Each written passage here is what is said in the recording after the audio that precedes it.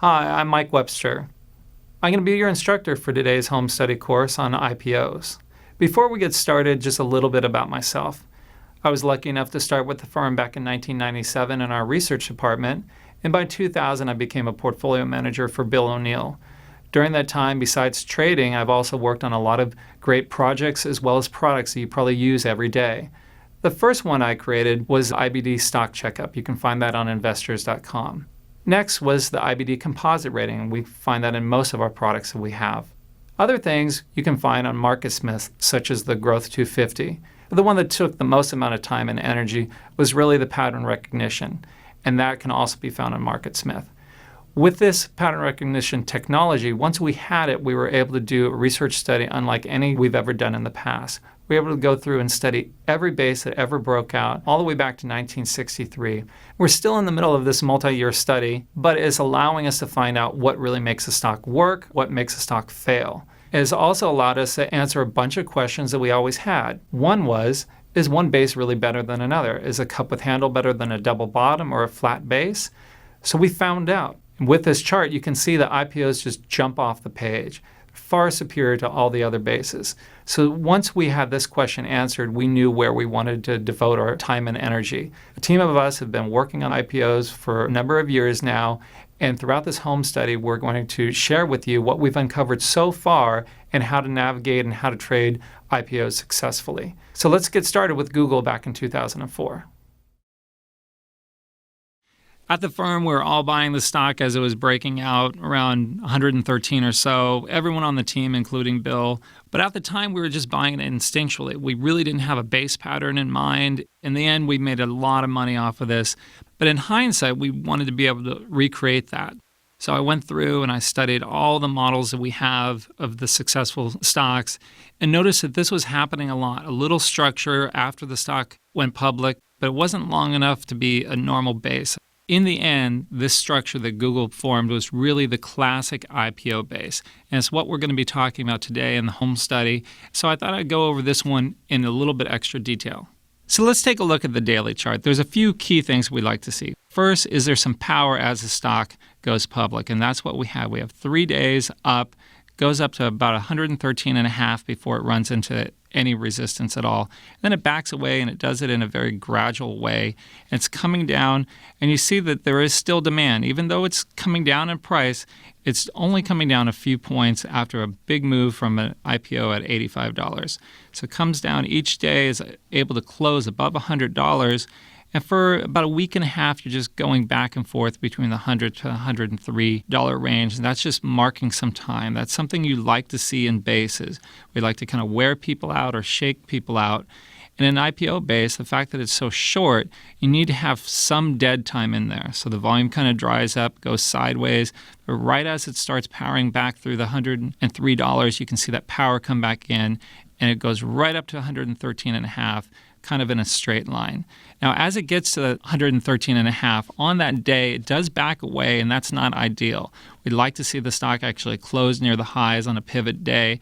So this is the one flaw that we find in the Google chart. That's about the only flaw. By the end of the week, it closes up over $117. So the power came in by that Friday, and that's something you'd like to see. Now, keep in mind, as you're looking at these volume figures, they can be a little bit skewed because your first couple days of trading are going to be so huge that all the other bars look very, very small in comparison. So I always kind of want to keep that in mind and look at each bar relative to the bar in front of it. So you can see that as that stock is moving through the 103 up to 113, the volume is really starting to come back in there. So this is how we'd like to see a stock break out on a daily chart. Only thing is, again, on the actual day, we would have liked to have seen the stock close near the highs. Let's move back over to a weekly chart and see how the stock handles its advance. You can see for the first 8 weeks is really going up in a straight line. It's never looking back. You'll always have the people who are waiting for a pullback, and they've completely missed this. So if you weren't in at the IPO base, you really don't get a chance for months and months and months from then. You've missed out on the 70% gain. This is very, very easy money. And you can see it does form another base. It looks like a fairly good base and breaks out, but it doesn't go anywhere. And that's the stock that, as it was breaking out around $215, $216, you'd sell the shares that you purchased there, but you'd always want to hold on to those original shares that you purchased around the IPO at 113. There's no reason to sell them at that point. Then it forms another base, breaks out. You can be buying that pretty aggressively and never looks back again. Look at each one of those weeks as it's moving up. Each week is moving higher, not even undercutting the lows of the prior week. That's an overwhelming amount of demand. That's big mutual funds stepping in, really increasing their position. Forms another cup with handle, breaks out, and before you know it, your stock that you bought at $113 is now a $400 stock. And that's how you make money with IPOs. So that was Google back in the 2004 to 2006 timeframe. Next, I want to share with you why we're so excited about these IPO bases. We're in the middle of a multi-year study, studying every base that's ever existed in all of time and studying what really makes a stock work, what makes it not work. And we've been able to automate this using our pattern recognition technology that you see in our products such as MarketSmith. So with that, we've been able to go through and look at every base, even companies that have gone out of business or maybe they've merged, and we've gone back to 1963. And we've had the computer study all of these, and we've gone through and we were able to calculate things that we never were able to do before. In years past, when Bill started his model books back in the late 50s, computers weren't anything like they are now, and so we were never able to do this, and we didn't have the pattern recognition capability, so everything was done by hand. And so we would create model books, and the way we do that is we just look at the end of the year or the end of a bull run, and we'd see what stocks went up the most. We'd put those in a book, and we'd study them. This is something I've been involved with for the last decade or so, something that Bill started really in the early 60s, looking at stocks in the 50s that had a big move, and then every few years he'd build another model and another model book after that, and he'd just trace it back to what did that base look like at the beginning of the move, and then study all the characteristics, fundamental characteristics, group characteristics, and of course, the technical characteristics. What did the base look like? And so he was doing this by hand.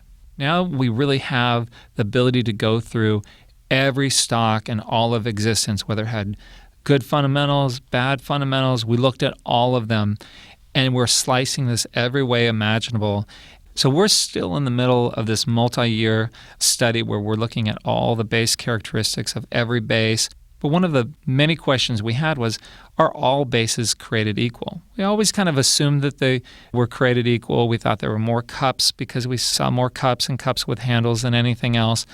And we thought all bases were really created equal until we were able to do this study. So by looking at every base, what we did is we said, okay, after 8 weeks, how many were successful? How many went on to have an even bigger move? How many of them ended up closing below their pivot? And we were slicing it every which way. And so what you see here is the computer going through and saying, what base ended up predicting a model book type move, meaning it had a huge move relative to its peers. So by peers, we mean that year. So we studied all the stocks in 1963, 1964, every year up to now, and we wanted to see the top 5% moves for that year.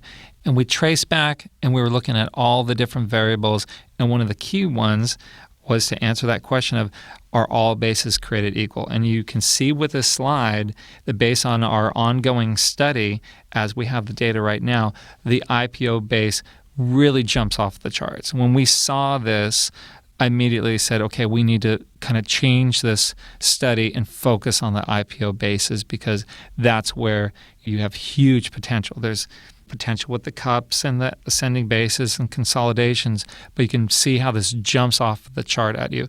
And this is showing you the percent of breakouts that end up going on to be a model book move as defined by being in the top 5% of moves for any given year. So that's why we wanted to share this with you today, and we're very excited about it. So let's go on to what an IPO base really is.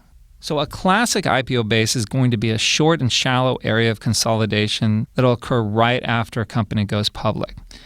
This typically happens within 25 days of going public. So the left side high of a base will happen within that first 25 days or 5 weeks, and that's what we consider a classic IPO base.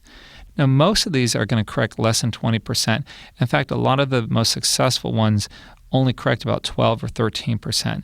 But in some really excessive, extremely volatile markets, they can be as deep as 50%, sometimes even a little bit deeper than that. But that's very rare, and in really volatile markets, such as late 90s or any time where the market is moving around a lot. In most cases, you're going to want to see that base be less than 20%, but they can be a little bit deeper. Now, the length of an IPO base is typically pretty short. It can be 2 weeks long to 5 weeks long. Some can be very, very short. We have a few examples, 7, 8, 9 days long, but most of the time you're going to kind of fall within that sweet spot of about 3 to 5 weeks. Now, if that base is longer, and we look at it and it looks more like a double bottom or a cup with handle, as long as that left side high is still within the first 25 days of trading, we're going to consider that an IPO base and treat it with all the same rules that you're going to learn in a little bit. But your classic IPO base looks like that Google example where it's very shallow, very short, and that left side high happens within 25 days of going public. Sometimes that left side high will actually be the first day it goes public. Now, our standard pivot is going to be as that stock goes into new high ground. So the stock will go public at some point during that 25 days. Now, as that stock hits a high and backs away for at least a couple weeks, sometimes, as we said, it can be as short as 7 days, sometimes a lot longer. But that old high is what you're looking for. And once it passes that by 10 cents, that's when you start buying it. That's the pivot area. There are some cases where a stock can form a kind of an earlier area of resistance that if you look at the chart carefully, you can see, and you can kind of get a head start and buy some of your shares there. But it's a little bit trickier, and we have some examples of that during this home study kit. But really focus on as that stock goes into new high ground, that's your standard pivot, and that's where you should be focusing buying an IPO base. Now, of course, we get the question, what should you look for in an IPO base? What is going to put the odds in your favor? So there's several things, but the key thing is really the fact that it is an IPO base to begin with. As we saw with that earlier slide, the fact that it's an IPO base kind of puts the odds in its favor that it's going to be a successful stock to begin with. But then you look a little bit closer, some of the other things that you can look for are higher priced IPOs. This isn't just where it starts trading, but it's the price that it actually goes public. So the shares that people are buying it for before it's traded on the open market. So you want to see a high price there, and then a large price increase on the IPO day. So let's say the IPO price is $20. It would be ideal for that stock to start trading at $30 or $40 or even higher. You want to look at how that stock handles itself when it goes public for the first day and the first week. So it's key to look on a daily chart and see those bars closing in the upper part of the range. Even if there are a few down days in there, on those blue days, is it closing in the upper part of the range? Do you have a large spread on that first weekly bar? Is it closing in the upper half? That's very, very ideal. Next is a shallow base. We've said they can be as deep as 50%, but we've really seen the best ones be less than 15%. And again, as I mentioned, the first few days of trading or the first week of trading kind of gives you the character of the stock. Is there a lot of demand there or not? And so you're looking at that weekly bar. Is it closing in the upper half? That's a sign that there's overwhelming demand there. You're not buying it yet. You're waiting for that base to form. And then a strong lead underwriter. Over the years, that changes. What I like to do is look for the hot IPOs in the last year or so. You can do that in MarketSmith and look and see what the lead underwriters are that have had the best merchandise. Being in a leading group or broad sector is also very helpful. You don't have to have it, but it does give more demand if it's already in a group that's leading. And so you'll see that many times that once a group is really kind of hot, you'll see a lot of IPOs come. We saw that with biotechs. We saw it with Chinese stocks, originally saw with internet stocks back in the 90s. So whenever you see your lower quality companies can start going public if it's in too hot of a group. So that's really a balancing thing. If it's early on in the group's move, that's constructive. If it's a little bit late, you could be dealing with lower quality stocks. All right, continuing on in what to look for in an IPO base. Of course, we already discussed the shallow base is very, very constructive. Again, the company is going public and it's not giving up a lot of ground, and it is helpful for it to not go underneath the initial public offering. But typically, your better performing IPOs will not undercut that IPO price. Having a large increase in price on the pivot day is probably one of the most important things that we saw during our study at looking at IPOs. It's seeing if there's overwhelming demand as the stock is going into new high ground, going over a resistance area. That's key. You want to look at a big spread that day. You want to see it closing near the highs, and you want to see a pickup in volume. Now, the volume can be a little deceiving because when a company goes public, the first couple of days of trading, you're going to have enormous volume. So don't look back at that volume. You can't really use average volume at this point. You want to study the pivot volume versus the prior week or two, or whatever amount of time you have during the base itself, and see if there's a big pickup in volume. Occasionally, you'll have something come through where it has low volume, but in the vast majority of the cases, having a huge price increase on that pivot day with huge volume is your first sign that this could be something very special. One of the other things we were looking at in determining what really had predictive value was the up-down volume. A strong up-down volume at the pivot is one of the critical things to look for. We let the computer just go through and tell us anything that was really important, anything that had predictive value in looking at an IPO base. And the up-down volume was one of the strongest data points that we had. I'm saying that preferably 1.5 or higher, but really, you can see a 2.0, sometimes even a 3.0, because our up-down volume is taken over the last 50 days. Many of these IPOs, when they break out, have 20 days of history, 25 days of history on them. And so the numbers can be very skewed. You can see them a lot higher and a lot lower than you would in a normal base.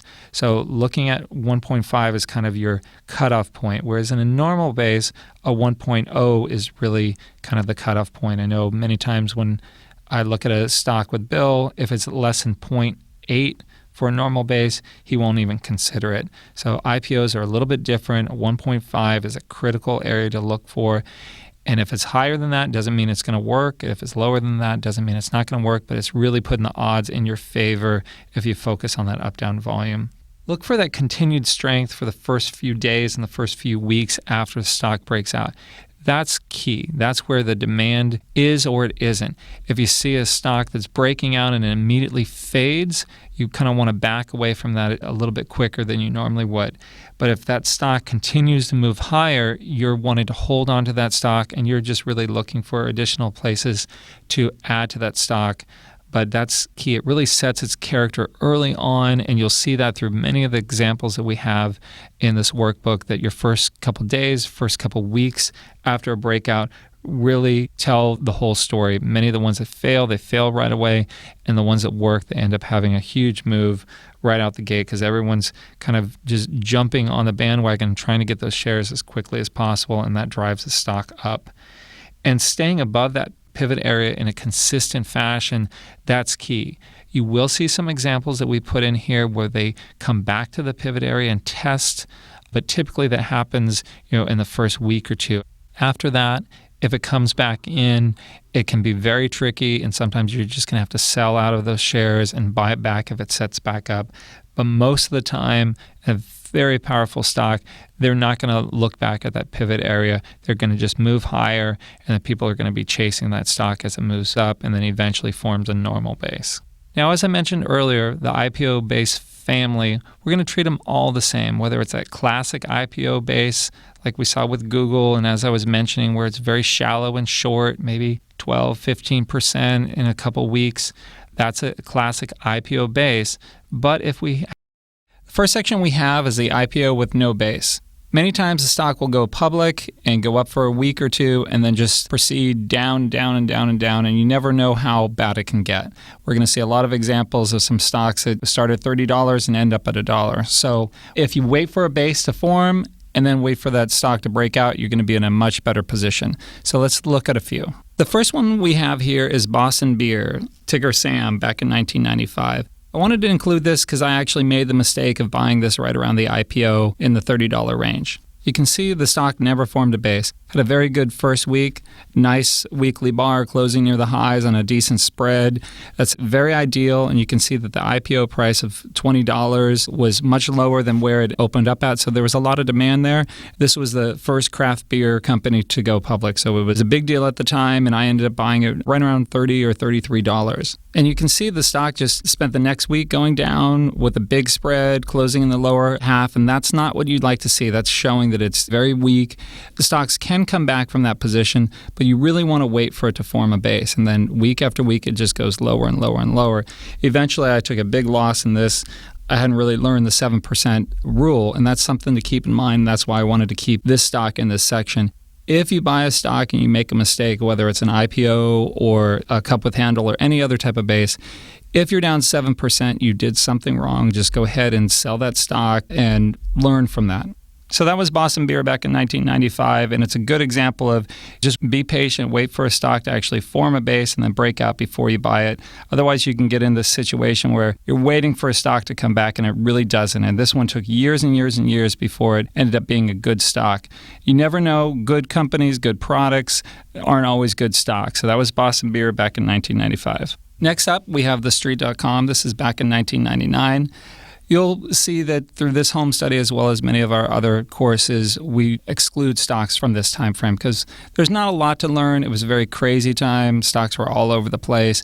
But sometimes there's a good stock with a good example, so there's a few in this home study. So TheStreet.com, there's a ton of hype behind this because the founders were all over TV. They were very, very successful. And you can see that with the price. It priced out at $19, started trading in the $70 range. You had a crazy first week. That's just because the hype behind it. And you'll see that this year, next year, and every year, there's going to be a few IPOs that there's just a big craze behind. And some of them work out, some of them don't. That's why you want to wait for a base to form before you get excited and get in there. It's always better to be patient and wait for a base to form, wait for a pivot. Then you can buy it and you can have a point of reference of where you should sell and cut your loss. So here you can see the first week of trading was crazy. It went all the way up to 71.25 and all the way down into the $40 range, all within 1 week of trading, closing near the lows. That is not what you'd like to see. Huge spread closing near the highs can be very nice. You'd like to see a modest spread closing near the highs, but a huge spread closing near the lows is not what you'd like to see at all. Using the methods that we're going to be talking about today, you wouldn't be in the stock at all. You're just waiting to see what happens. Can it form a base? And week after week, it just goes down and down and down. And before you know it, it's trading in the $20 range before it stops to try to get its footing. Bounces up for a few weeks, then it comes all the way into the IPO area, the $19 range. Is there for a while, and then it goes lower and lower, and eventually it's a single-digit stock. So what you can learn from this is no matter how much you like the product, how much you like the founders, if the stock doesn't form a base, you just watch it. You never have to trade it. So this is one that you would have just watched and learned a lot from. No matter how much you like something, you don't have to put your money at risk. And so this was a stock that went from $70 to $7 in less than a year. And that was TheStreet.com back in 1999. Next up, we have NetEase. This was a Chinese internet company that went public in the 2000 timeframe. And this was the lower quality merchandise that was coming public really after the market had already burst, but people didn't know how bad things were going to get.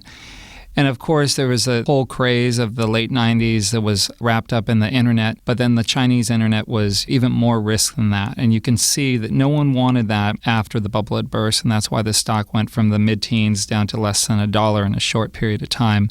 Let's kind of go through and see what happened here and how you would have been able to avoid even buying the stock once. Now, the first week of trading was very wild. You can see that it priced out at 15.5, went up to 17.25, even went below $11 at one point before settling around $12 in the lower quartile of the week. This is a very weak action. It's not what we see in stocks that end up going on to big moves. So that was not ideal at all. Always pay attention to that first week of trading. Look at how big that spread is. But what's most important here is the fact that you settled so far below the IPO price of 15.5 was really a sign that people didn't want this stock. So your second week of trading was actually constructive. It's what we call an inside week. When you look at the bar, you can see that it's contained within the highs and the lows of the prior week. And that's something that happens when a stock just needs to settle down and kind of see what level it should be trading at. And that's exactly what happens here. And you have a decent close. It closes in the upper portion of the range and closes up a fair amount for the week. So that's ideal. It didn't go all the way up to the IPO price of 15.5, which would have been much better, but still an inside week is constructive. The next week isn't ideal, but it didn't actually undercut the low of the first week of trading. So the stock wasn't broken at that point. It's just something that you'd be sitting and watching. It's trying to form a base. Not a very good base, but it's trying to form a base. The very next week, the second red bar in there, the stock falls apart. Now the chart is broken. It's no longer forming a base. It's just in a downtrend. We don't buy stocks in bases, and we certainly don't buy stocks in a downtrend. And this is a classic example of why. Some people look at it as cheap. The way we look at it is it's in a downtrend until it's in an uptrend. And this stock just keeps going lower and lower and lower. It eventually breaks $1. And at that point, it's just completely junk. Believe it or not, this stock came back, as well as some of the other Chinese internet stocks that were able to survive that time frame and ended up being great model book stocks that we've studied and had huge moves. But at this point, the market wasn't ready for it. The Chinese internet wasn't advanced enough for it to really be a key player there. So don't write off a stock forever. If it comes back and the earnings are there and the revenues are there, you can buy the stock. But during this time frame, it wasn't right, and you could see that if you're following the methods that we're talking about today, you would have completely avoided ever having bought the stock. And so that was NetEase back in 2000. Next up, we have Baidu back in 2005. There was a ton of hype behind this stock, and you can see it clearly as you look at the chart. It priced out at $27. It starts trading that first week well above $100, getting up into the $150 price range. It actually closes well up in the upper half of the bar. But you can see that first week is just too wild. It went all the way down to $60 and then up to $150. That's just a sign that people don't know what to pay for this stock. Some people paid $27. Other people paid $150. Other people paid $60, all within 1 week. That just says danger to me. No matter how much you like the stock, or you might look at the revenue projections or the earning projections, and you think this is going to be a $1,000 stock at one point, if you have that type of movement, you need to let it settle down. And that's what you can do. You can just sit back and watch and see if this forms a base. And even at those lofty levels of $150, if it breaks out, give it a shot. But it doesn't do that. So let's take a look and see what happens. That second week of trading was a little bit more constructive. It was still all over the place, actually slightly going into new high ground for a little bit, but then breaking $100 by the time it closed on Friday. So it's still all over the place, but it's still just forming a base, a very erratic base, but it hasn't broken down yet. The next week, it goes down a little bit more, and you can see for the next month or so, it's just trying to go back and forth, and it seems to be getting some support in the $80 range, but that is not a base. Having a price range from $60 to $154, that's not a base that you want to participate in. And you can see a lot of those really wide spreads, they close in the lower portion. So that's a warning sign saying that once the stock gets up there, it can't hold, and by Friday, people are selling into that midweek strength. So this has warning signs all over it. No matter how much you're reading up about how good this company is and how it's going to be the best thing in the world, and it's the next Google, but it's the Google of China, and there's billions of people there, and there's always going to be a lot of hype behind a company, whether it's a biotech or an internet company or the latest, greatest retailer. There's always going to be a lot of hype, but you want to let the chart tell you what to do. And this chart is just giving you danger signs and warning signals all over the place, so you completely avoid it, and there's no no reason to buy this stock at all. And you can see it ends up at $46 in less than a year. Now, of course, we know what happened with Baidu years later. It ended up tightening up and formed a very nice base and broke out and had a huge move, but there's no reason to trade it during this time frame. So that was Baidu back in 2005. All right, next up we have Ulta Salon Cosmetic and Fragrance, or Ulta as we refer to it. And this went public at the worst possible time. You can see this was in late 07 and right before we had our terrible bear market that didn't end until March of 09. And you can see with the price action, it just went lower and lower and lower. And not really because of anything with the company or their product or service. It was really just because it went public at the worst time. And people don't want to be trading IPOs in the midst of a really severe bear market, and you'll see a lot of damage that happens. So if you're aware you're in a bad bear market, you want to stay away from any IPOs because even the best ones tend to kind of follow this pattern of just going lower and lower and lower. But let's walk through it because, of course, at the time that it went public, we didn't know that we were in for such a severe bear market. But we can see we could have avoided ever having bought the stock during this time frame. So what does it have going for it? The price is out at $18, gaps up into the $30 range.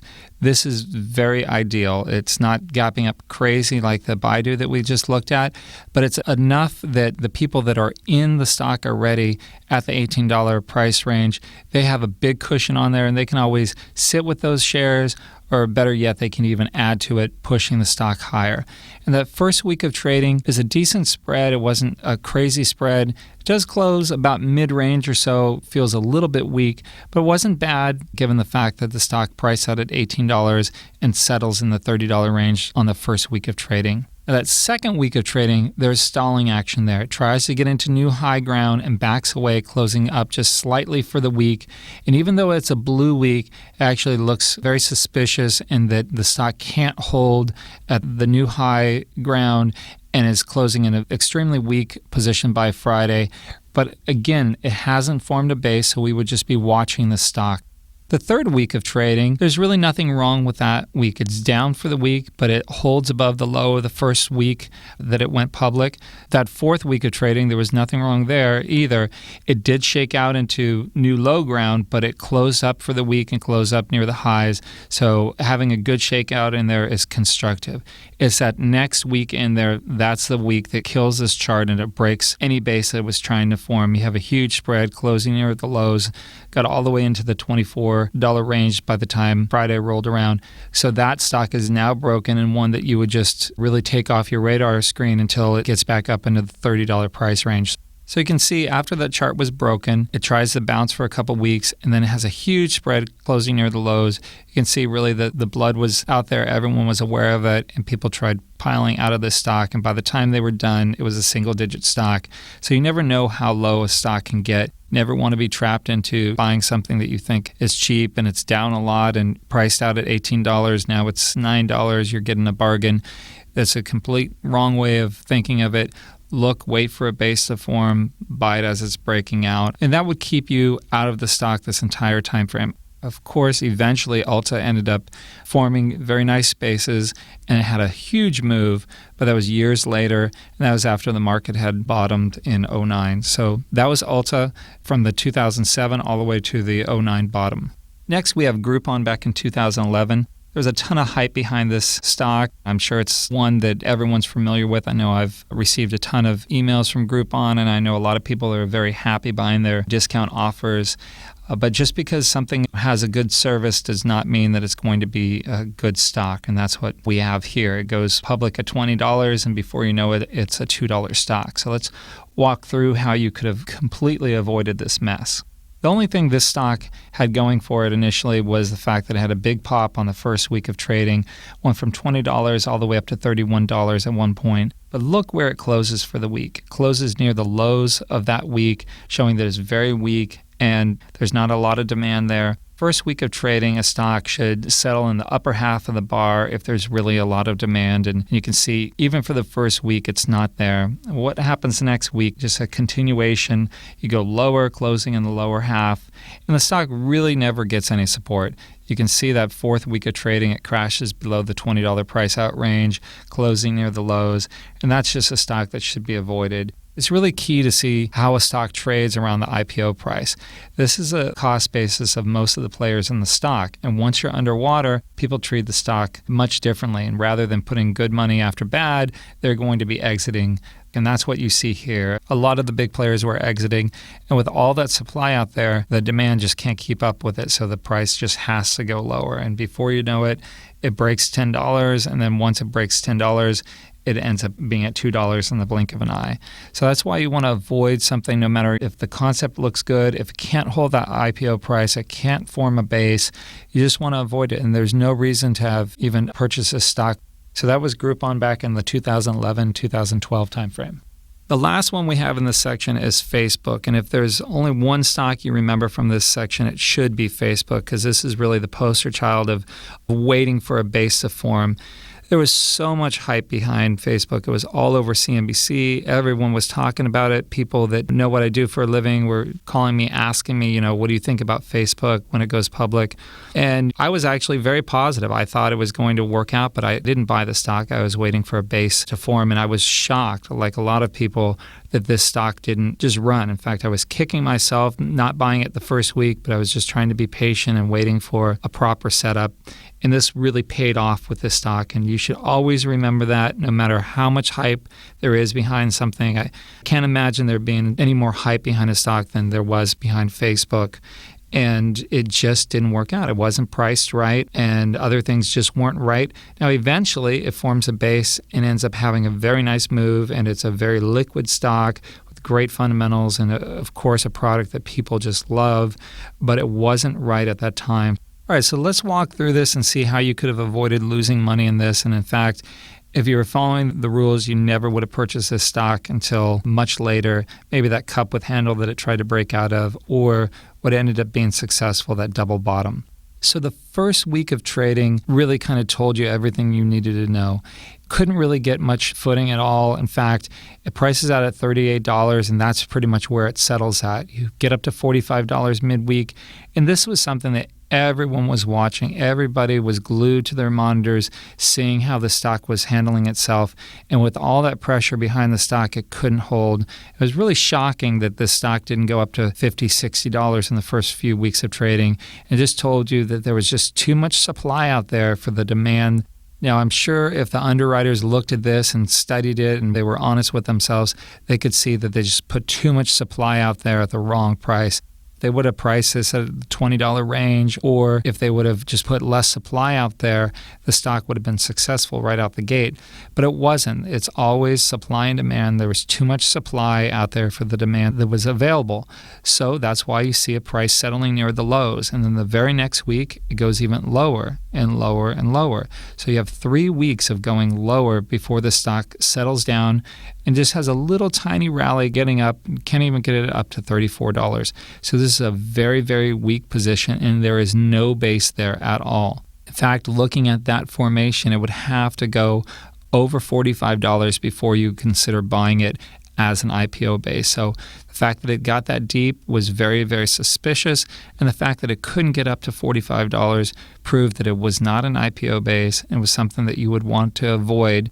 Now, eventually, it does kind of round out and form a little cup with a handle, and that would have been a first attempt that you could have purchased it about $29 or so.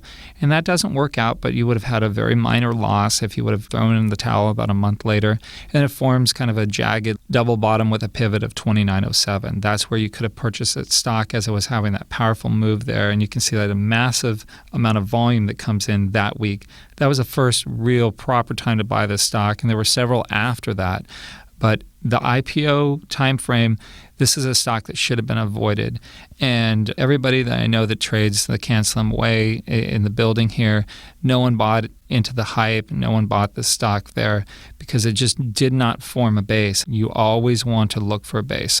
So when you think of IPOs, always remember Facebook. Remember this chart. Remember that no matter how much you use something, how all of your friends use it, I'm on Facebook, I love it, but the stock wasn't right. The company can be right, the product can be right, but if the stock isn't right, you avoid it. So this was a stock that went from $45 down to $17.50. That's a huge fall in a short period of time. And so you can completely avoid that by just waiting for a base to form and waiting for it to break out. So that was Facebook back in the mid-2012 timeframe.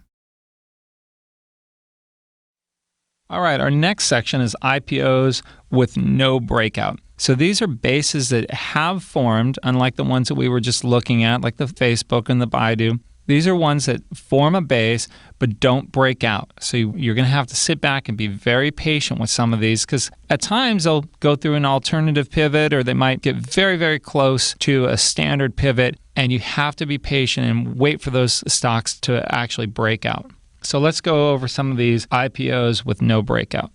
The first one in this section is LinkedIn, just a few years back. You can see this had a huge pop, priced out at $45, goes up to $120 right away the first week of trading. Closes in the lower half, but really not that bad for such a huge pop. Even though it goes down 1, 2, 3, 4, 5 weeks in a row, it's kind of in an orderly fashion, and it's not just falling apart like some of the other stocks that we were looking at. And you can also look at what the general market is doing at the time. You can see the S&P was having some trouble there, and it was in a downtrend, and so it was kind of following what the general market was doing more so than some of the ones that we saw that just went from $40 down to $2 in a blink of an eye. So it's coming in, and then it gets its footing, and then you have a really powerful right side of a base. That's exactly what you'd like to see. That bottom week, you have a shakeout closing in the upper portion of the bar, and then you have 3 weeks in a row going straight up, all closing near the highs. This is very ideal.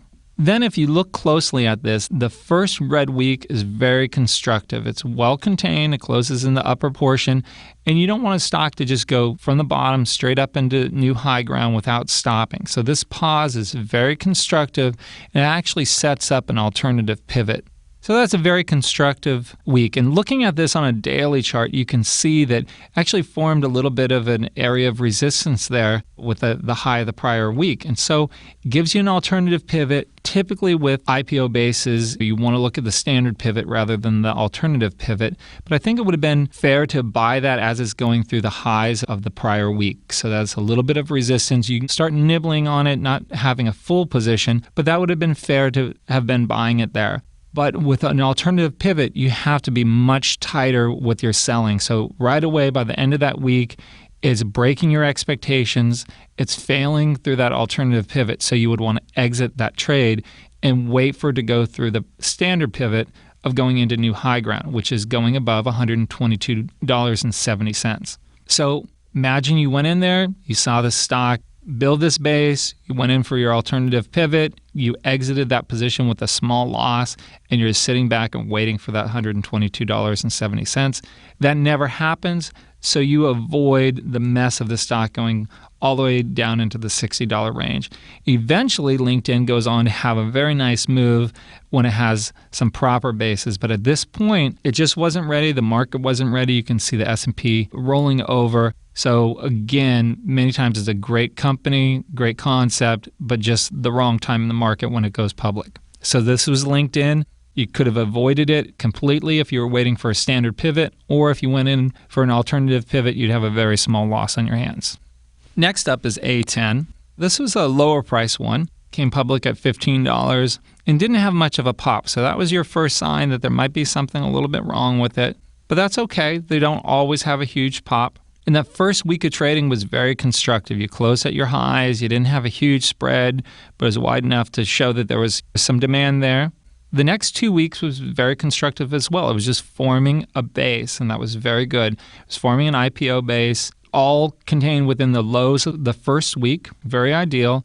Then that third red week, you actually undercut the lows, but then you close up off the lows for the week. So all in all, it's still not doing anything wrong. This is a very constructive base pattern. Then you get your first week up, and it closes above mid-range, but it does give you a little bit of a feel of it's a little tired and can't really get up all the way up into new high ground. That's okay. You're just sitting back waiting and saying, if this stock goes through 1650, we're going to buy it. The very next week, this base fails. That's when the chart becomes broken. It undercuts the low of the blue week, and it just tells you to just avoid this stock. It's not going to break out anytime soon, and that's exactly what happens. It ends up going all the way down into the single digits within a blink of an eye. This is a stock that could have been easily avoided just waiting for it to go through 1650. So this stock was looking very good for 3-4 weeks, and then after that, the character started changing, and it was one that you would want to avoid. So there's no harm, no foul. You didn't invest in this. You would have been patiently just waiting for the 1650. So that was A10 in 2014. All right, the last one we have in this section is coupons.com. And this was in the same genre of the Groupons, and there was a lot of hype around it going public. And you can tell that by the fact that it priced out at $16 and started trading in the $30 range. So there's a lot of demand for the stock. It's very constructive. It wasn't too much. If that stock would have started trading in the $60 range, it would have been a little bit overdone, kind of like the Baidu that we were looking at earlier. But this was very positive. The first week of trading is good, closing mid-range. It looks good for the first couple weeks. Even though they're closing down and they've undercut the lows of the first week, it's doing it in a constructive way, just inching down a little bit. It doesn't want to go down much and just coming down, so that's constructive. Then the stock really starts getting hit and comes all the way down to 15.5. That's a lot of money to give up, from $33 down to 15.5. You're creating a very, very deep base, and that's your first warning sign.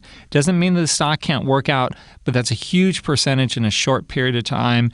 It's creating a lot of fear in the stock, and anyone who's in those shares, it's going to be a lot of overhead resistance to try to make it through, meaning people that have bought it in the first couple of weeks of trading, as that stock gets back up into that low $20 and $30 range, you're going to have a lot of people selling that have just gotten back to break even. So it's something you're going to have to work through with the stock. If it's really powerful and it's right, it'll be able to work through it.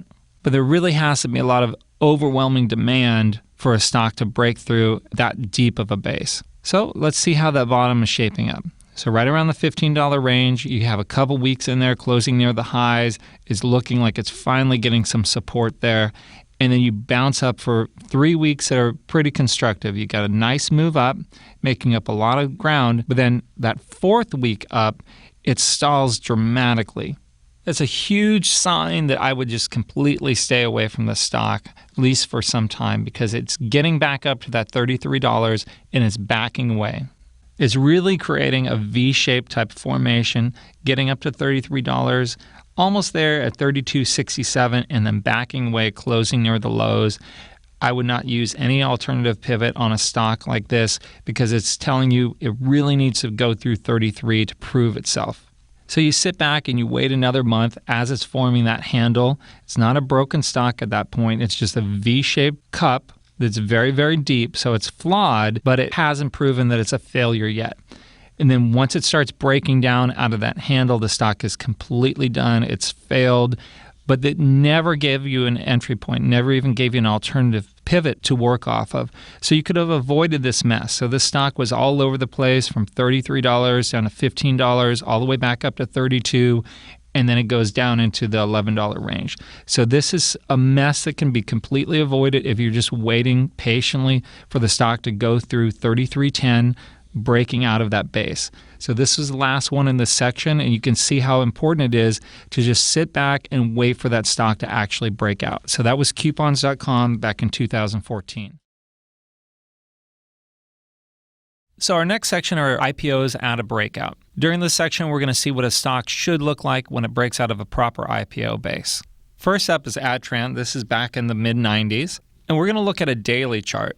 It's very important that when you're looking at IPOs and studying them, especially after they've already had a big move, that you go back and you look at what they look like the day of the breakout itself. And so that's what we're doing with Adtran here back on August 26th of 1994. And the reason why we're doing this is that the chart will get compressed after it's made a big move up or down. And you want to train your eyes to look and see what it really looks like on the breakout and what it should look like. This is a very, very classic looking IPO base, and that's why we chose it as one of our key examples in this section. So as we talked about earlier, with an IPO base, you really want to see a shallow structure. Many of them that will be less than 20% deep, as we have here. It hits a high of $23 and then stays within that $21, $22 range for the entire base itself. I think that base is just a little bit over 2 weeks, maybe about 11 days.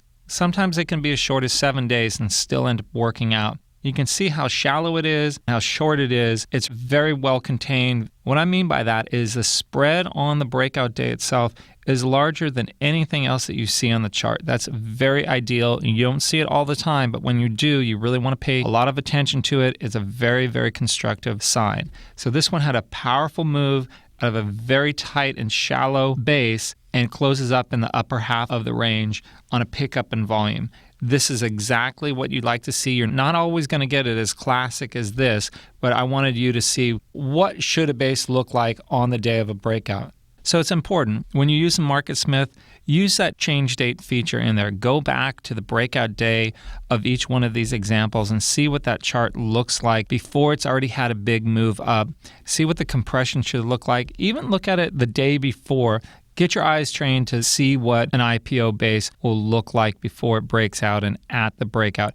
It's very different than any other base that you're going to be studying because any other base is going to have a lot of price history, so the chart is going to be much more compressed. This one might look wide and loose, but if you look at it, that stock was only trading between $21 and $23. It's very, very, very tight. When you look at this a couple months from then, or even a year from then, it's going to look very compressed on the chart. So again, when you see a stock break out, you want to see how it handles itself as it's going over that pivot. So the pivot is $23, and it clears well above that, closing near the highs, and a pickup in volume. One of the unique things about an IPO base is that first week of trading, and especially the first 2 days of trading, is going to be very high volume. And that's just the mechanics of a company going public. So those first 2 days, you really want to kind of exclude when you're studying the volume within the base. So by excluding the first 2 days of trading, you can see that the breakout on this AdTran was the highest volume by far of any trading day.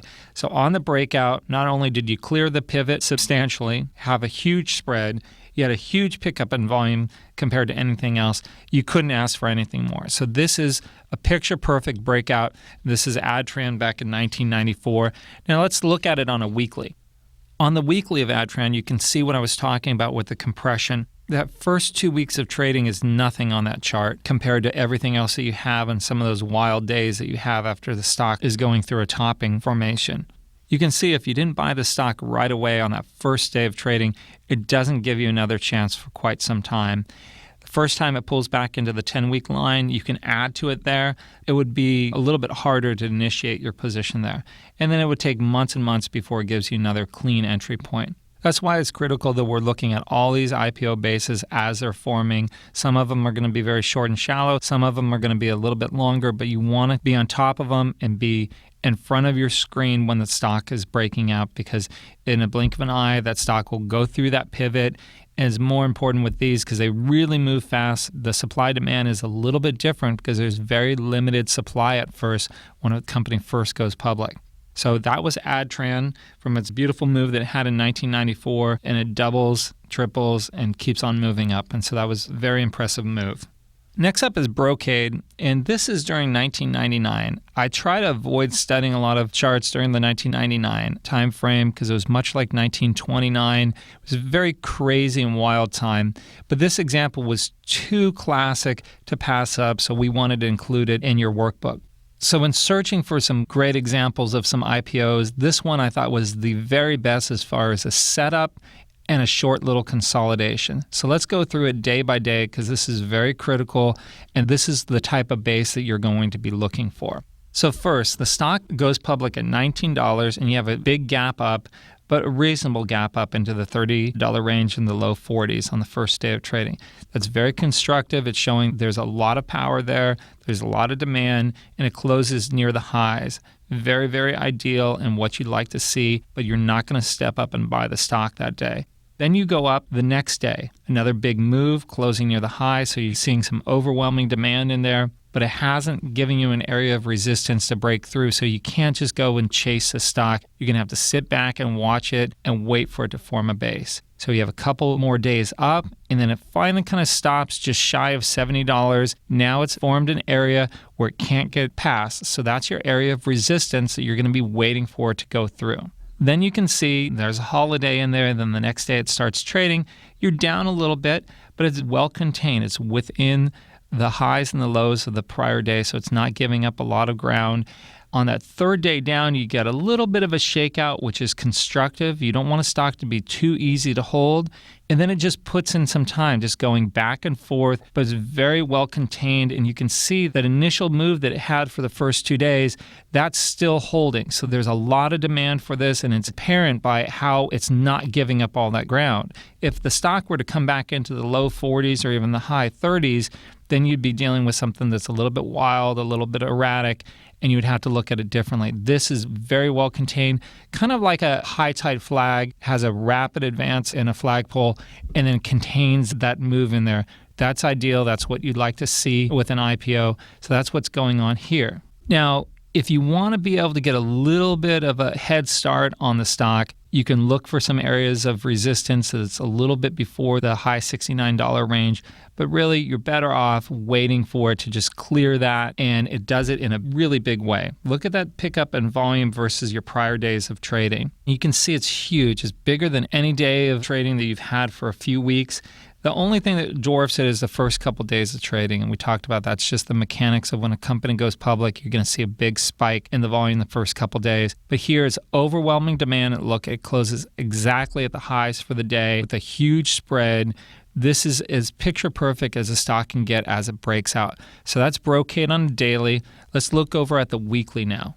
Looking at this weekly, you can see that right away as it breaks out, has a rapid advance for several weeks before it kind of pulls back into that 10-week line, and then it has a huge move all the way up to that $180 range before it really runs into some trouble. So that's a massive move in a short period of time, and that's really what the late 1990s were about, some crazy moves, but really with the Brocade, what you want to study is that daily action. And when you see something like that, you want to step in and have a decent position because it's telling you this stock should work out. And we always are going to watch a stock day by day to see how it handles itself. But that's putting the odds in your favor, having a breakout like that. So that was Brocade back in 1999. All right, next up we have Intercontinental Exchange, or ICE as we call it. This is back in 2006. So this goes public at $26 right away, gets a pop up into the $40 range. Very constructive, not too crazy. But that first day, you can kind of see what's going on. It has a decent spread, closes near the lows in a weak position, and as expected, it comes down into the $31 range. So it's a little steep, but it's not terrible. Starts trying to move up, hits resistance at $37.61. So at this point, you're just kind of making a note that it hit some resistance area, but the standard pivot is a new high ground of 44.21. So we're going to watch it. As it comes in, it's starting to handle itself in a different way than it did the first couple weeks. First couple weeks, it was just going straight down, trying to get some footing, and each day in there was relatively wide in its spread. But now the spreads are tightening up, and that's just giving you a sense that people know what they want to pay for it. When people aren't sure what a stock should really be valued at, the price is going to be all over the place, and that's what makes a big spread. When people know what they want to pay for, that spread is going to tighten up, and that's what we'd like to see, tightening up and some constructive, predictable price movement. And that's what happens there as it forms the next few weeks of the space. It's tightening up. Each day is tighter and tighter.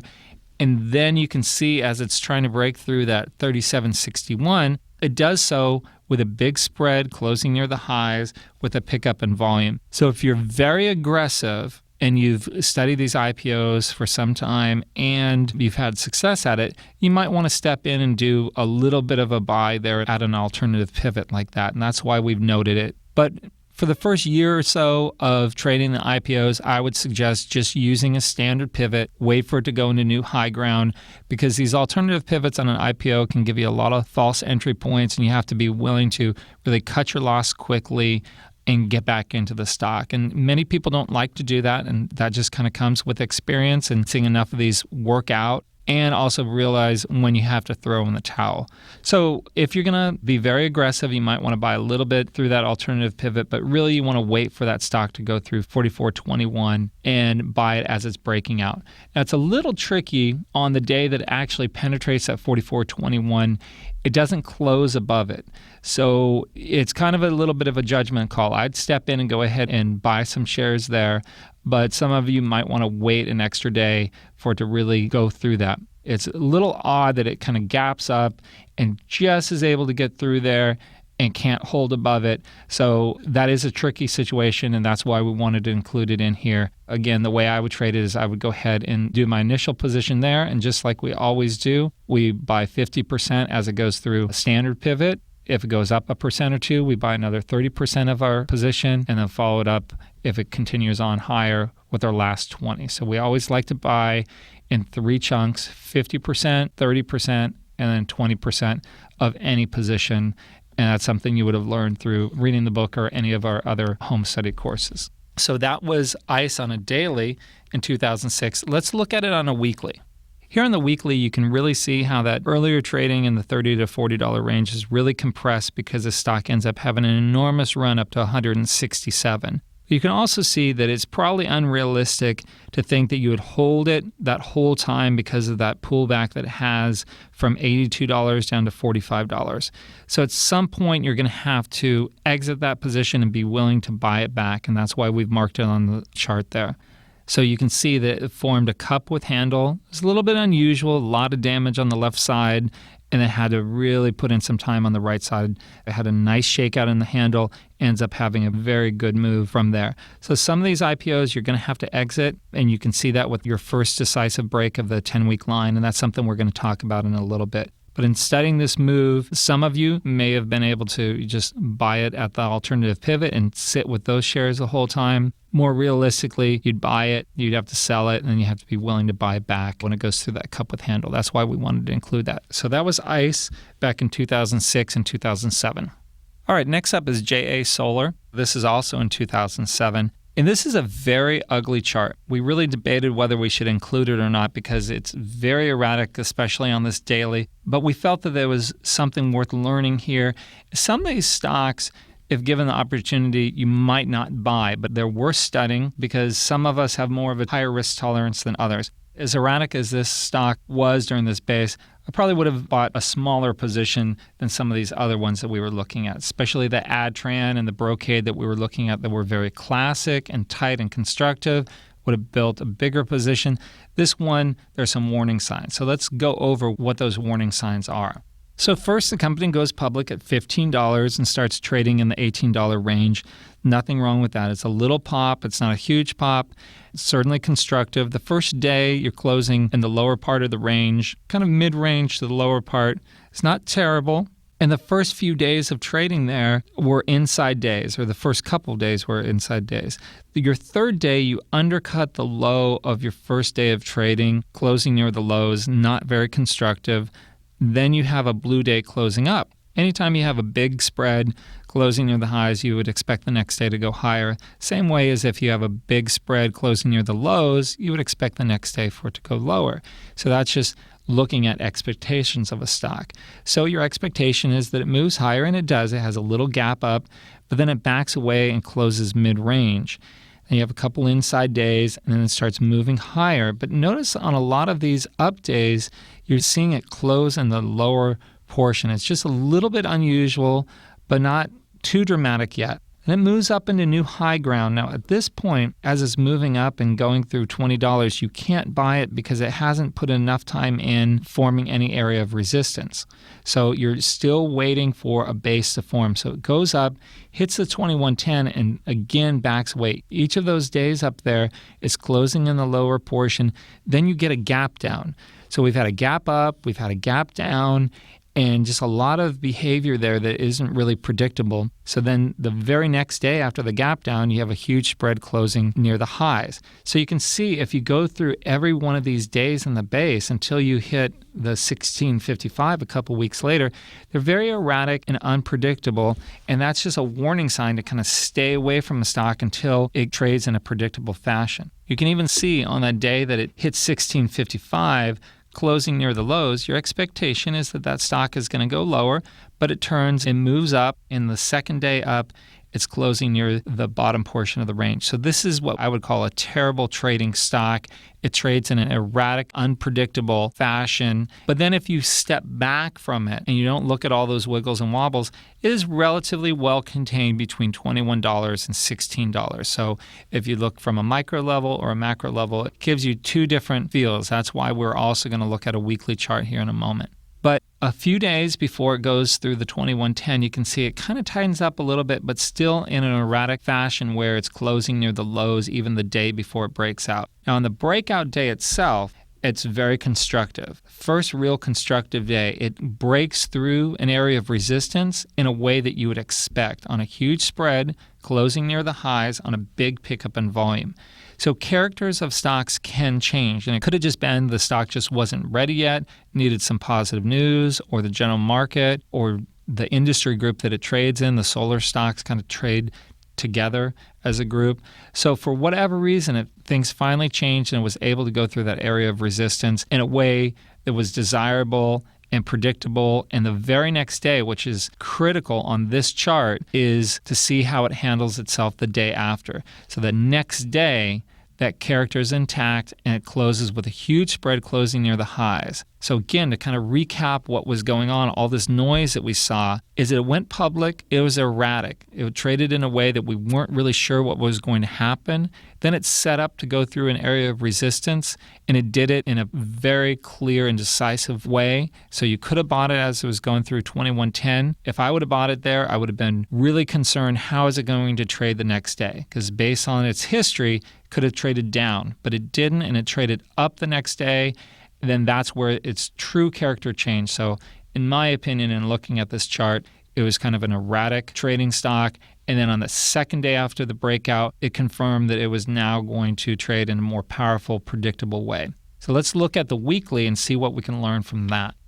So on the weekly, you can see how that base looks different than it did on the daily. It looks much more well contained in there because we're just looking at the weekly spreads versus the daily spreads. That's why we always want to look at both charts. But then this stock did have a very powerful move from its split-adjusted $7 breakout all the way up to $25. That's a huge percentage gain, but you can see it would have been a difficult stock to really hold because of its erratic moves. A huge move up, then it pulls back into the 10-week line, then another huge move up to 1462, then on back, crashing through its 10-week line.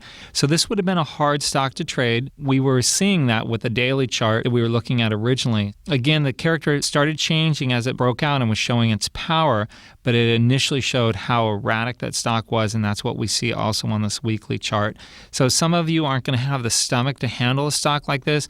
In fact, I would only be able to handle it in a very, very small way because of how erratic it is. But in the end of the day, it went from $7 to $25, so you want to be able to capitalize on at least some of that. So that was JA Solar back in 2007 and 2008. All right, next up is GoPro. There was a lot of hype behind this stock, a very, very interesting product with their cameras that you could use in pools and the beaches, on motorcycles, skiing. Very, very compelling story, lots of market share, great revenue growth. But with that said, we still want to follow what the chart does. And we've seen several examples already of great companies, great products, great services. Doesn't mean that the stock is going to go up. So let's look at this and follow it through its kind of unusual IPO base and see what we can learn. So it goes public at 24, right away starts trading in the $30 range. Nice move. And before you know it, within 1, 2, 3, 4 days up, it's already almost up at $50. So it hits some resistance at $49.90. And so that's the price that we're going to be watching, and we're going to see what happens.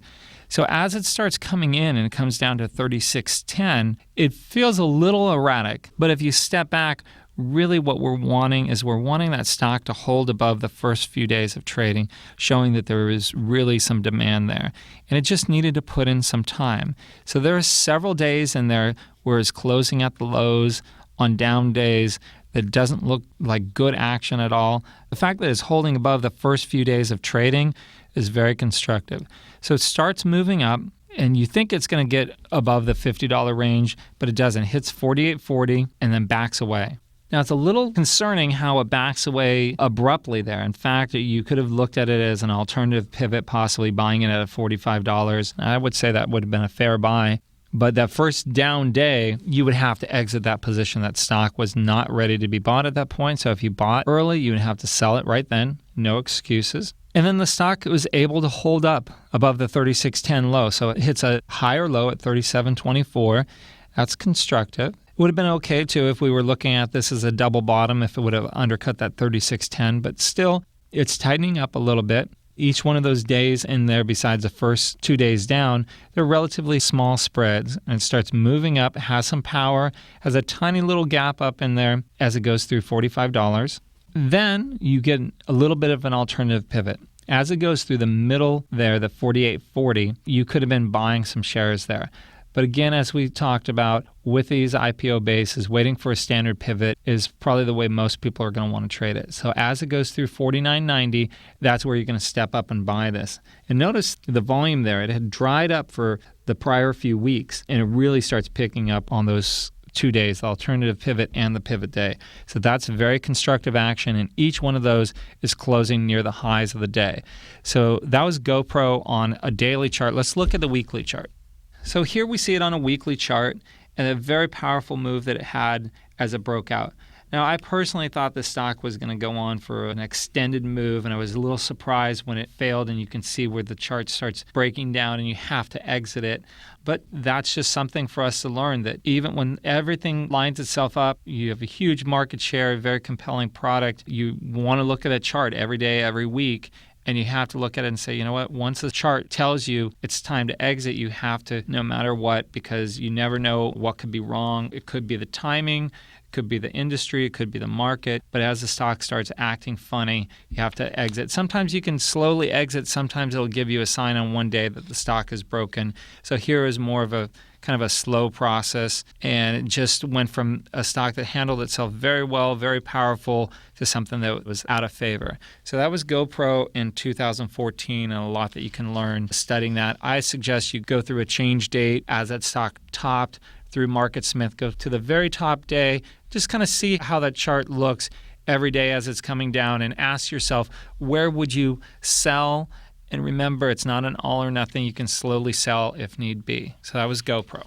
All right, last up is 1-800-Flowers back in 1999. And we wanted to include this in here to show you how a stock looks when it tries to break out and it fails, so you can identify that rather than sitting in it as it unravels. So as you go through this base, at first glance, it looks a lot like our other bases that ended up working out. It's relatively short. And for that time frame, it was well confined. In 1999, things were really wild and erratic. So it went from $22 down into the low teens. But still, given that time frame, it was what you were dealing with. But as it tries to break out over that 22, 25, how it does that is what your big warning sign is. So look, it goes up to 23.19 during that day. You would have been buying those shares. I would have been buying them.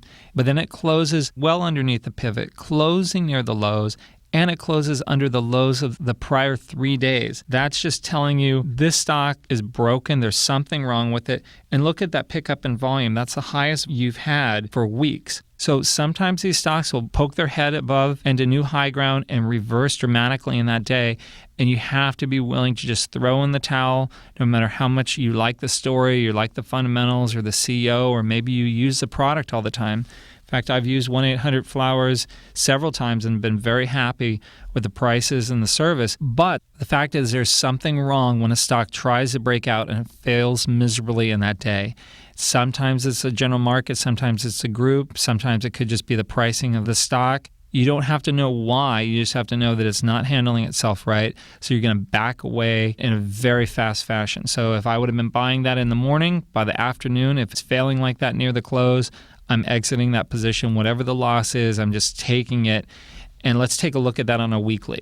If you weren't willing to sell it into the high teens, low $20 range on that day and would have held on waiting for a bounce, before you know it, that becomes a single-digit stock. And that's something that can really scar you and keep you away from trading other IPOs. So it's very, very critical that when a stock breaks out of an IPO base, you don't just sit back and leave it alone. You have to be on guard. If the stock starts to fail, you need to exit. And these can be very, very violent on the way down and never give you a decent bounce. So you want to exit that stock. If you're down 7%, that's all you need to know. You have to exit that position because sometimes these things can completely go to zero. So that was 1-800-Flowers back in 99 and 2000. Our next section is failed breakouts. It's critical to understand how a stock should look when it breaks out and is going to hold its pivot. You also want to know what it's going to look like when it fails. Sometimes it's going to be very quick. Sometimes it's going to be a little bit slower. All right, so let's take a look at Netflix. The stock prices out at $15, and the first day of trading, it has a nice little pop up to $17.40 and starts backing away, forming its first area of support at $15. Now, when it eventually breaks through that $15, it really crashes through. So that's your first sign of a little bit of a warning. It goes from $15 all the way down to $11.79 in just a matter of a couple days. So there's not a lot of support for this stock, especially keeping in mind that the price out or the initial public offering was at $15. So all of those people are now underwater. And it's always interesting to see how the stock handles itself around that IPO price. So you can see there was no support. All those people were just exiting or not supporting their stock. Then it gets a quick little move up, and it goes through that $15 rapidly on one day. It's very, very constructive. Has a very clean breakout going above $17.40. And the first day of trading into new high ground is very compelling. Goes up to $18.19, closes in the upper part of the range. And at that point, the stock looks great. In fact, if you were to go and do a change date on that day, it would look just like a lot of the successful bases that we saw. But what happens the day after the breakout? That's where you can learn so much from Netflix. Right away, you undercut the low of the breakout day, and you're closing down at a pretty decent loss, closing near the lows. That's not how a stock should break out and handle itself over the preceding few sessions of trading. Certainly not the day right after it's trading into new high ground. So it comes down for 2 days. At that point, I'd probably exit the position unless it was something that I really understood. And as I said, I was an early adopter. I might give it a little bit more room and see what it can do. So it bounces up and it looks like everything is going to be fine going back above the 1740 for one day, but then it still can't hold. So 2 days after that, where we have it marked there where it just can't hold that breakout, you have to exit. No matter how much you like the company or the product, you just have to say something is wrong here. I'm going to sit back and watch this from the sidelines. And if it goes back into new high ground, you can always buy your shares back, but there's no reason to sit in this stock at that point. And look how low it goes. Within a matter of a couple months, it's into single-digit territory. Let's take a look at it on a weekly. In looking at the weekly, you can really see what the problem was. It wasn't the stock, it wasn't the concept, it was the general market. This was during the 2000 to 2002 severe bear market when the bubble burst. It came public at the wrong time. If those underwriters would have waited until March of 2003, the stock probably would have skyrocketed right away. But sometimes if you're just in a weak environment, people don't want to hold new merchandise, especially IPOs. So they can be very, very vulnerable when the market goes into any type of corrective phase. So be very aware of that. And the best ones buck the trend at times. But if you're dealing with a crazy bear market like we had in 2000, 2002, or the 07 to 09, these IPOs are going to completely fall apart no matter how good they are. So that's what happened to Netflix. And we're looking at that at the bottom there in October of 2002. Next up is Freescale Semiconductor, FSL, back in 2011. This formed a very V-shaped short little base. Let's take a look at it and see there are some constructive things as well as some negative things. So it prices out at $18 and then trades up to $19.50. So that's not as big of a pop as we'd like to see, but it's okay. We've seen a lot of stocks work out. It's not ideal, but at least it's positive and it's up a little bit.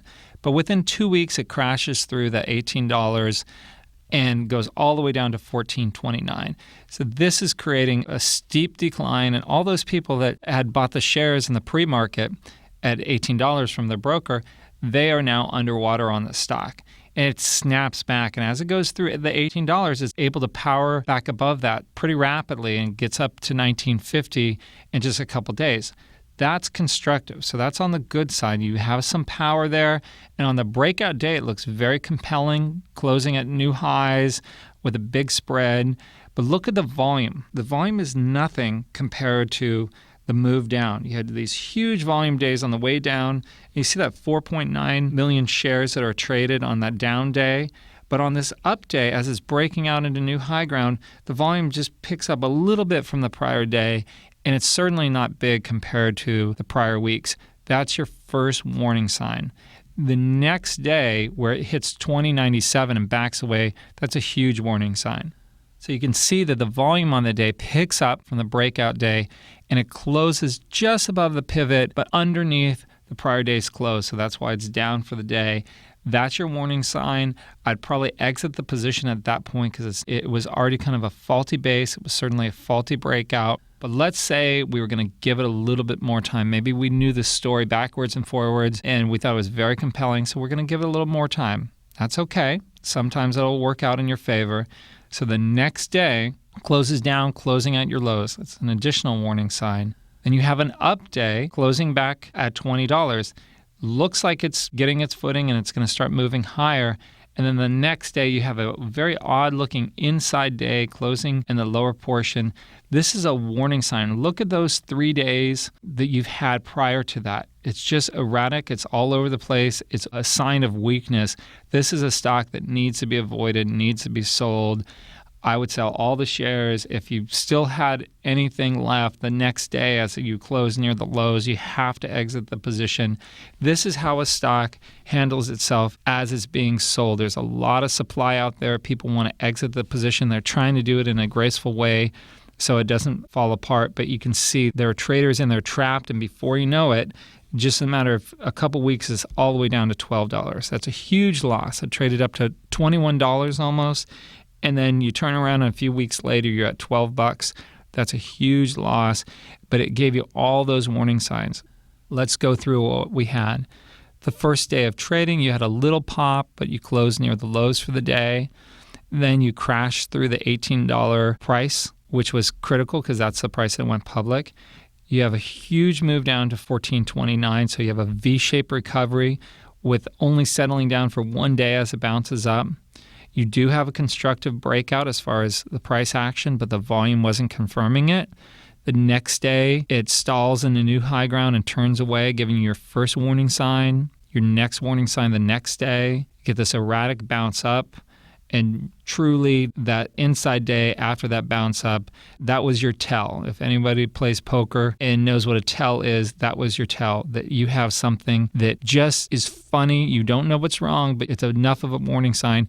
That was Freescale, gave you all the warning signs. There's no reason to sit in that stock as it goes from $20 all the way down to $12 within a matter of weeks. So that was back in 2011. Next up is Giga Media Limited. This is back in the 2000 and 2001 timeframe. And again, we're not going to spend too much time on these. Really what we wanted to do is put in here how bad something can get if it doesn't work out. At that time, you didn't know that we were going to be going through the worst bear market in our lifetime, but you know that that stock tried to break out and it couldn't hold, so you need to cut your loss when you're down 7%. Just like in any other type of situation when you're trading Can Slim, we always cut our losses. We know that if we're down 7%, we did something wrong or something is wrong with the stock or the market.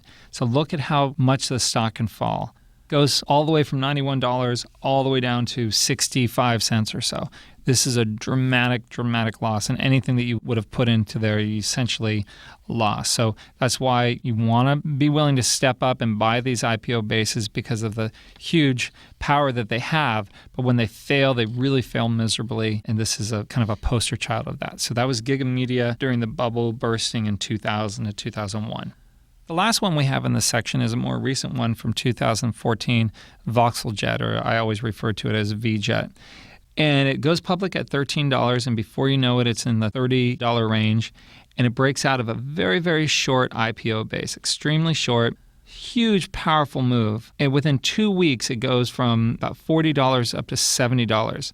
That's an enormous move, and at that point, it's looking great and extremely powerful. Every once in a while, something out of the blue can happen where you just have to exit the position no matter how compelling it is or how much money you've just made on the stock. So it's going to be very difficult to buy this stock at $40, watch it go up to $70, and then that same week exit that position. But you have to, and that's why we've included this example in here. And one day you're going to be in a situation like that. It might not be out of an IPO base. It might be out of a cup or a double bottom or a flat base. But if you have a huge move like this and then it gives it all back within a week, there's something wrong, exit the position because the odds are against you. So what happens, this stock just went completely out of favor in a blink of an eye. And even though you have a huge gain, you have to sell it. If you take a loss on it after a huge gain, then just move on. And you might have been able to get out of that still being positive as it's doing something that's really, really breaking your expectations. So before you know it, the stock is trading back at $15, just slightly above where it priced out at. So the voxel jet is in here just to show you what can happen to an IPO base, but it can also happen to anything. Sometimes they break out, they hold a little bit longer than you would think, and then they fall apart. So always be on guard. If a big gain turns into a loss, you need to exit and ask questions later. So that was VJet in a very, very dramatic move back in 2014.